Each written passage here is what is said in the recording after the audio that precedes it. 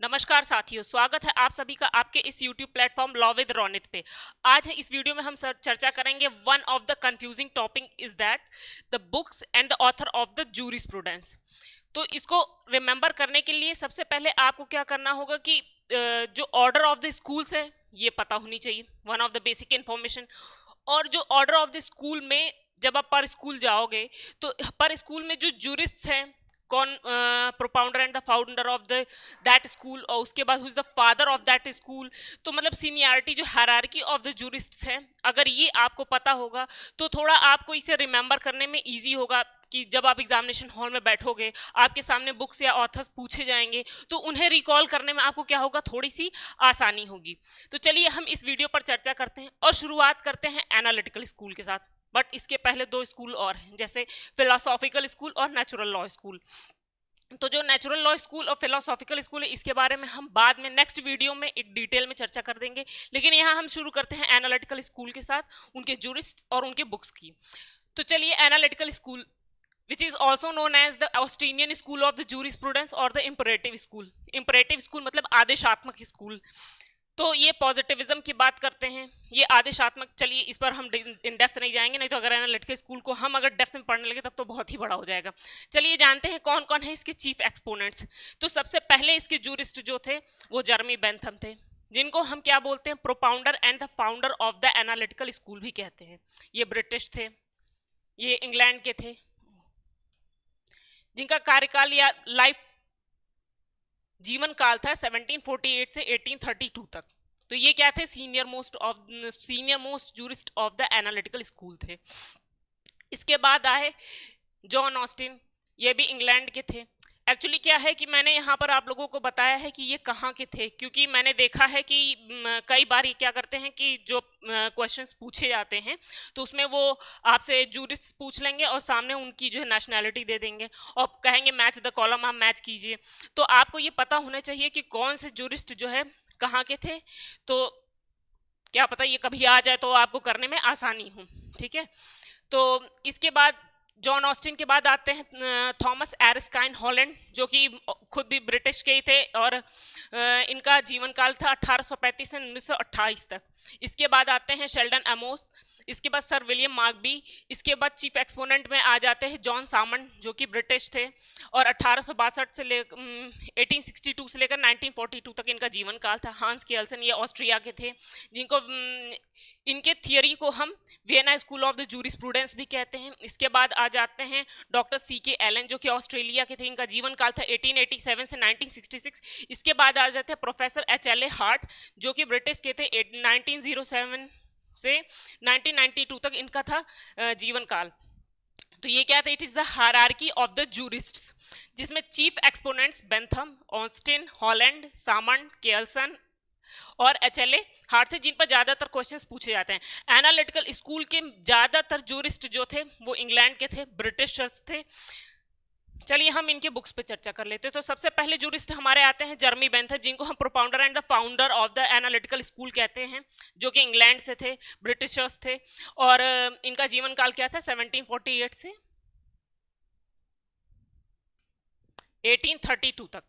जिनकी बुक क्या थी, कुछ बुक जो फ्रीक्वेंटली पूछे गए हैं, limit of the jurisprudence define, written in the 1872 and published in the 1945। इसके बाद इनकी कुछ और बुक्स जैसे कि the theory of the legislation, ये भी काफी पूछा गया है। And introduction to the principle of the morals and the legislation which is, जो कि 1798 में आया। एक्चुअली मैं कुछ एक्स्ट्रा बुक्स भी यहाँ बता रही हूँ, क्योंकि मैंने देखा है कि जो है अगर जूरिस्प्रूडेंस है उन्होंने 3 क्वेश्चंस पूछे, तीनों बुक्स पूछ लिए, तो बस एक आपको आएगा, 2 तो मतलब ऐसे बुक्स देखने को आपको मिलेंगे कि ना तो आपने कभी बुक ही देखा है, ना तो उस जूरिस्ट का नाम ही सुना है कभी। तो मैंने कोशिश की है कि कुछ आप एक्स्ट्रा भी बुक्स पढ़ लीजिए, तो मतलब क्या होगा कि आप को बहुत रिमेंबर करने की जरूरत नहीं। अगर आप रिमेंबर करोगे तो याद करने की, रटने की कोशिश करोगे तो हमें नहीं लगता कि ये कोई बहुत फ्रूटफुल है। तो आप अगर इस वीडियो को 2-3 बार पढ़ोगे, रिकॉल कर लोगे, तो मैं भी क्या पता एग्जामिनेशन हॉल में आपको ये याद आ जाए। ठीक है, तो इनकी अनदर बुक आ रही है law and the public opinion in the 19th century, then fragment of the government in the 1776। Jeremy Bentham के बाद हम आ जाते हैं जॉन ऑस्टिन पर, जो कि खुद एक ब्रिटिशर्स थे, जिनका जीवन काल था 1790 से 1859। ये 1948 के थे, 1790 के तो क्या थे, जर्मी बेंथम सीनियर थे और ये जूनियर थे। तो इनकी सबसे पॉपुलर बुक आ जाती है province of the jurisprudence determine, जो कि 1832 में आया। इसके बाद इनकी अनदर बुक आ जाती है plea for the constitution, which was responses to the professor Grace work on the parliamentary government. क्या है बुक इनकी? A plea for the constitution. फिर आ जाती है philosophy of the positive law. अगर philosophy of the positive law पूछ लेंगे तो हम तो पॉजिटिव लॉ देख करके हिटिंग मार देंगे, लेकिन ये पूछेंगे कि ये तो पूछना नहीं है इनको। एनीवेज, हम आ जाते हैं अनदर जूरिस्ट थॉमस एरस्काइन हॉलैंड, जो कि खुद में एक ब्रिटिशर्स थे। इनकी एक बुक थी एलिमेंट ऑफ द जूरिस्प्रूडेंस, जो कि 1880 में आई, which was published its 13 edition in the year 1924। कभी कभी क्या होता है कि वो स्टेटमेंट वाइज क्वेश्चंस भी पूछे जाते हैं कि कौन कौन से स्टेटमेंट सही हैं, कौन कौन से स्टेटमेंट्स गलत हैं। अगर उन्होंने लंबा चौड़ा दे दिया कि एलिमेंट ऑफ जूरिस्प्रूडेंस 1880 में आया और पब्लिश्ड हुआ उसका 13th addition in the year 1942, तो ये होगा कि हमने एलिमेंट ऑफ जूरिस्प्रूडेंस तो पढ़ा, ये आगे वाले स्टेटमेंट्स तो हमने देखे ही नहीं है। तो अगर ऐसा कोई स्टेटमेंट आ जाता है तो ये हमें पता होना चाहिए। इसके बाद आ जाते हैं sir William Markby, he is not the chief exponent, but आप पढ़ लीजिए science of the law in 1874 में आया इनका। फिर आ जाते हैं सर जॉन सामंड, ये भी ब्रिटिशर्स थे। Salmond authored 3 book which are his classical work and unique contribution to the field of the law and the jurisprudence, जिनकी 3 मेजर बुक्स थी। कौन कौन सी? jurisprudence and the legal theory, another is the law of torts and the principle of the law of contract। इसके बाद आ जाते हैं हांस केल्सन, जो कि ऑस्ट्रिया के थे, जिनका जीवन काल था 1881 से 1973। इनकी 4 बुक थी। कौन कौन सी? सबसे पहला जो फ्रीक्वेंटली पूछा गया है वो तो है pure theory of the law, जो कि 1934 में आई। General theory of law and the state in the 1945। Principles of the international law 1952। ये मेन इंटरनेशनल लॉ के ही प्रोफेसर थे। Revised version of the pure theory of law, जो कि 1960 में आई। इसके बाद आ जाते हैं डॉक्टर CK एलन, जिनको कार्टन कैंप एलन कहा भी उनका full name Carleton Kemp Allen रहा है, जिनका जीवन काल 1887 से 1966 था। इनकी एक बुक है जो फ्रीक्वेंटली पूछी गई है, the law in the making. इसके बाद आ जाते हैं distinguished jurist of the analytical school is the Herbert Leonard Adolphus Hart, जिनको HLA हार्ट भी कहा जाता है, और ये भी ब्रिटिशर्स थे, जिनका जीवन काल था 1907 से लेकर 1992 तक। जिनकी किताब है कंसेप्ट ऑफ द लॉ, जो कि 1961 में आई, written in the criticism of the Austin's theory. Another book is the law liberty and morality, जो कि 1963 में आई, और अनदर बुक थी law of the criminal law in 1965 में आई। अब हम आ जाते हैं हिस्टोरिकल जो स्कूल पर।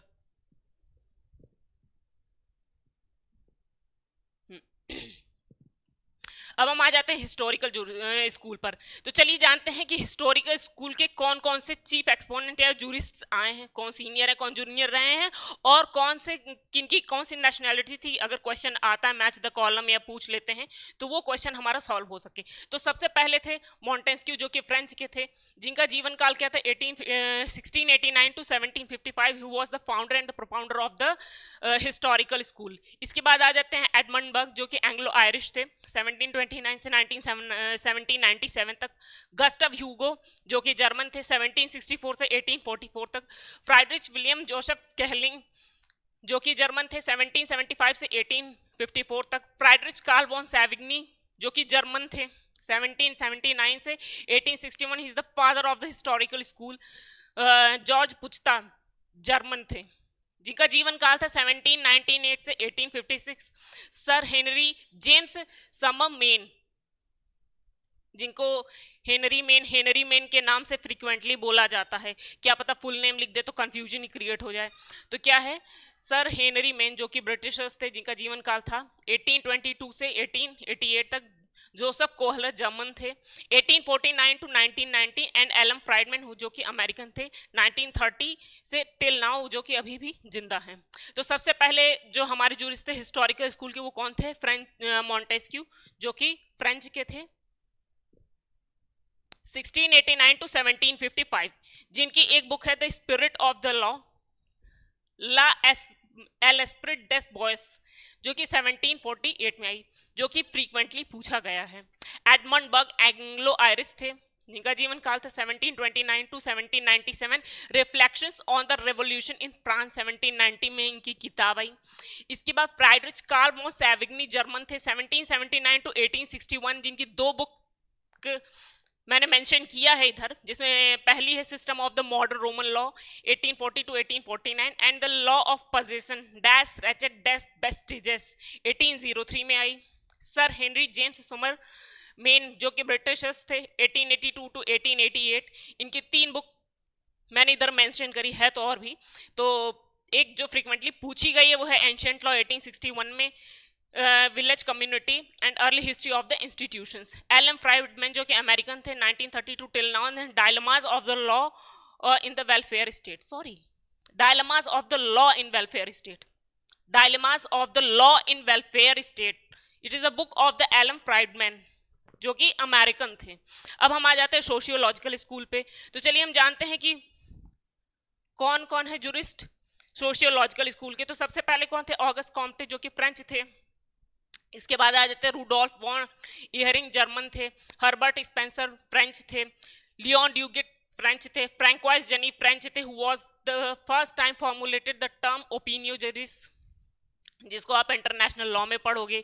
यूजीन एहरलिच रोमन थे, Max Weber German, Dean Roscoe Pound American थे, जिनको हम father of the sociological school भी कहते हैं। हरमन कैंथोरोविच जर्मन थे, जो 1877 टू 1940 ये इनका लाइफ पीरियड था।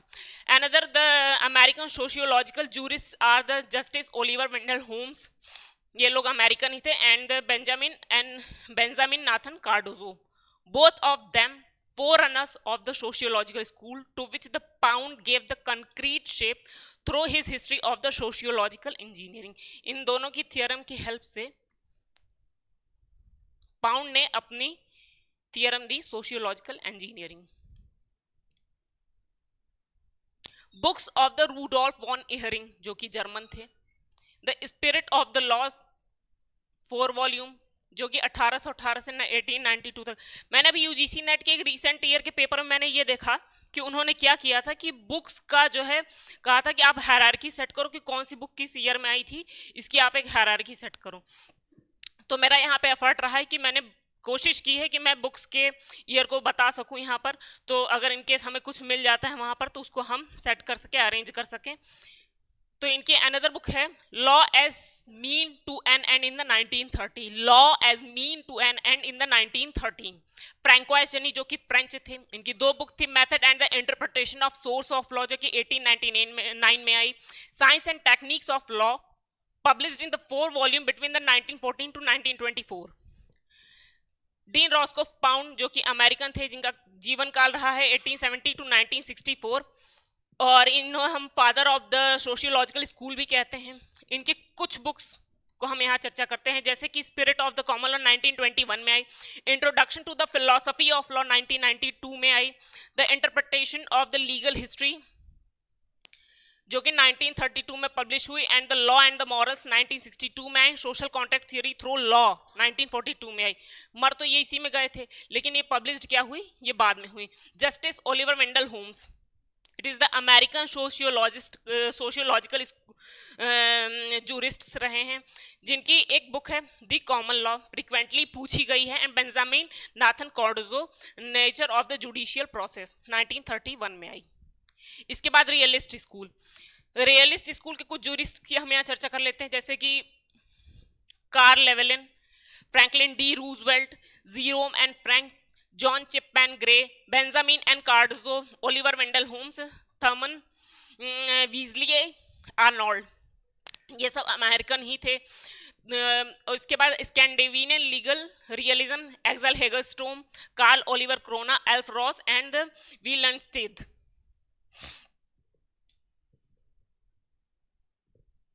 कार्ल लेवेलिन, जिनका कार्यकाल या जीवन काल 1893 से 1962 तक रहा।